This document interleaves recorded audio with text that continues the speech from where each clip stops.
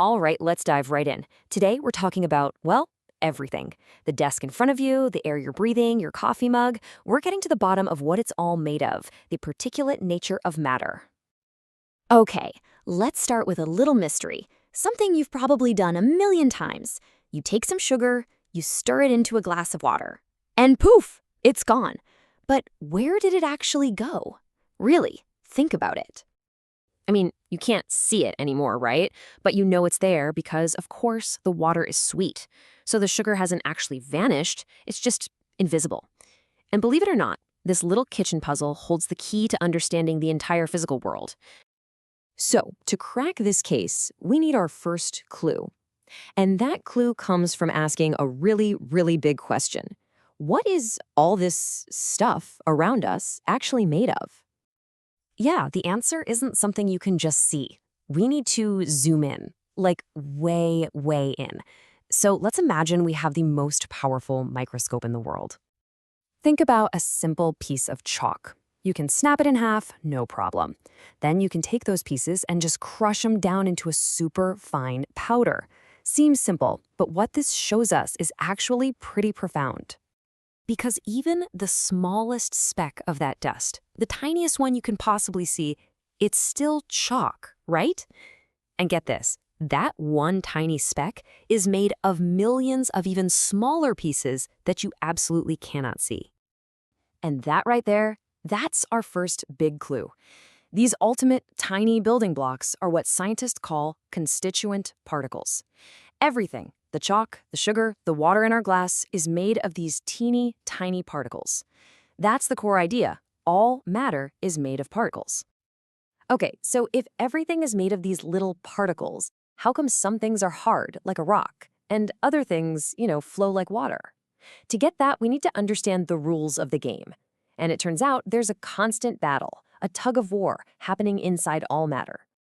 All right, here's the deal. There are two big forces fighting it out. On one team, you've got interparticle attraction. Think of it like tiny magnets pulling all the particles together, wanting them to huddle up. And on the other team, you have particle movement or kinetic energy. This is the force that makes particles jiggle, vibrate, and try to escape. And whoever wins this tug of war, well, that decides everything. And this whole tug of war idea, it perfectly explains the three states of matter you already know: solids, liquids, and gases. Once we know who's winning the fight, the whole thing just clicks into place.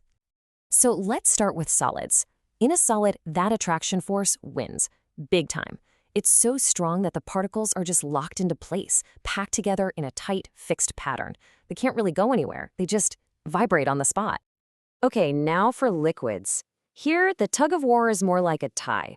The attraction is still there, keeping the particles close, but the movement energy is strong enough that they're not locked down. They can break free and just slide past each other. And that's exactly why liquids can flow and take the shape of whatever you pour them into. And then you've got gases. In a gas, the movement energy totally dominates. It's not even a competition. The particles are moving so fast and are so full of energy that the attraction between them is basically zero. They just break free and zip around like crazy, spreading out to fill any and every space they can. So this chart really lays it all out. Solids, tightly packed, definite shape. Liquids, a bit looser. They'll take the container's shape but have their own volume. And gases are just wild. Particles are super far apart. No definite shape, no definite volume. And that last part is key. It means you can squeeze them down, which is what we call being compressible. Okay, that's the theory. But let's put it to the test. You don't even need a lab for this. You can just picture it in your head. This thought experiment really drives home how important those spaces between particles are. All right, picture this. You've got 3 syringes. You fill one with a solid, maybe some flour. The second one you fill with water. And the third one, you just trap some air in it. Now, you plug the end of each one and try to push the plunger in. What do you think happens? Well, it's pretty obvious what you'd find. The flour and the water? That plunger is barely going to budge. Their particles are already squished together. But the air? Oh yeah, you can push that plunger way down. Why? Because there's just so much empty space between those gas particles. It's a perfect real-world example of our theory in action.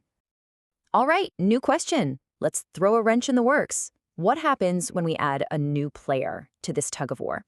What happens when we add heat? It's actually really simple. Heat is just energy. When you add heat, you're giving those particles a major energy boost. They start moving faster, vibrating more like crazy, and that helps them win the fight against those forces trying to hold them together.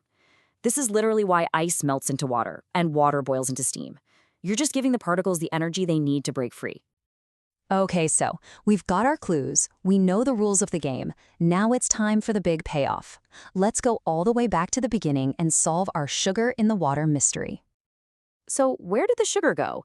It didn't vanish. The sugar crystal just broke apart into its individual particles, and those tiny particles slipped right into the empty spaces between the water particles. These are called interparticle spaces. The sugar was there the whole time, just hiding in plain sight. And once you get this, you see it everywhere. Why can you smell hot pizza from across the room? Because the hot food particles have more energy and travel through the air faster. Why is a gas leak so dangerous? Because those gas particles spread out super fast and freely. Even something like soap makes sense. Soap particles have two different ends, one that grabs oil and one that grabs water. It's like a bridge that pulls the dirt right off. It all comes back to particles. And you know what's really cool? This idea is ancient. We're talking over 2,500 years ago, an Indian philosopher named Acharya Kanad was talking about matter being made of tiny, indivisible particles he called parmanu. So these questions we're tackling, people have been wrestling with them for thousands of years. So we figured out solids, liquids, and gases. But that just opens up a whole new can of worms, doesn't it? If changing the energy and pressure a little bit gives us these three states, what happens under really extreme conditions? I mean, the universe is a huge, wild place. What other, stranger states of matter are lurking out there?